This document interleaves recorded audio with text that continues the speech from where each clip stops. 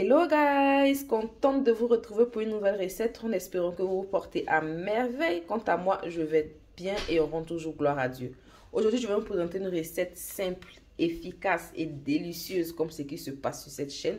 Et ça tombe bien, si vous passez par là que vous n'êtes pas encore abonné, c'est le moment de le faire, de cliquer sur la cloche de notification pour ne rien rater de mes nouveaux délices. Et aussi, n'oubliez pas de lâcher aussi un gros pouce bleu si vous avez adoré la vidéo. Revenons à notre recette qui est la sauce gombo. Là, j'ai mon gombo encore dans le sachet que je n'ai pas encore levé les têtes, que je ferai tout à l'heure. Là, je vous montre de quoi ma sauce sera composée. Donc là, j'ai de la viande fumée et j'ai du poisson frais. Donc, let's go! Là, dans ma casserole, j'ai rajouté ma viande avec un demi-cumin poulet et un cumin crevette ainsi qu'un demi-oignon. Je vais aussi rajouter un demi-litre d'eau et laisser tout ça bien mijoter, sans oublier de refermer la casserole bien sûr. Pour la suite de ma recette, j'aurai besoin de quelques tiges de gombo, 2 tomates, 3 piments, ce qui est facultatif, on mettez le nombre que vous en consommez, et 2 oignons. Une bonne vingtaine de minutes plus tard, j'ajoute à l'intérieur gombo, tomates, oignons et piments. Et je vais venir rajouter 400 ml d'eau. Et prends le soin de bien refermer la casserole, toujours à feu moyennement fort, laissez mijoter.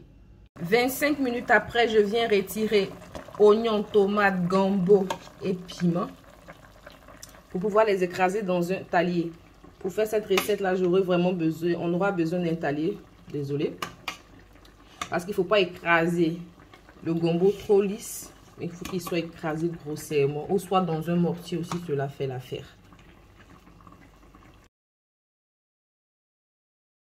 Bien tapoter ainsi, je rajoute tout cela dans ma sauce. Et après avoir ajouté mon gombo et bien mélangé, je viens là rajouter mon poisson frais à l'intérieur. Là, on va réduire le feu au minimum et laisser tout ça mijoter. 20 minutes après avoir ajouté le poisson frais, voilà, désolé pour la vapeur, ma sauce gombo est fin prête. Je passe au dressage de mon repas et je vous montre le résultat. Délicieux résultat de ma sauce gombo rapide accompagnée de foutou banane. Si ce foutou là vous intéresse, j'ai cette recette là sur ma chaîne un peu plus en bas. Mon foutou benguis, vous verrez comment on fait un bon foutou bien fait, bien tendre là. Voilà. Donc c'est terminé pour moi, pour ce repas, pour cette recette. Si ça vous a plu, n'oubliez pas de lâcher un gros pouce bleu. Si vous n'êtes pas encore abonné, c'est le moment de le faire. De cliquer sur la cloche de notification pour ne rater aucune de mes nouvelles recettes. Et nous, on se dit à très bientôt. Et surtout, bon appétit!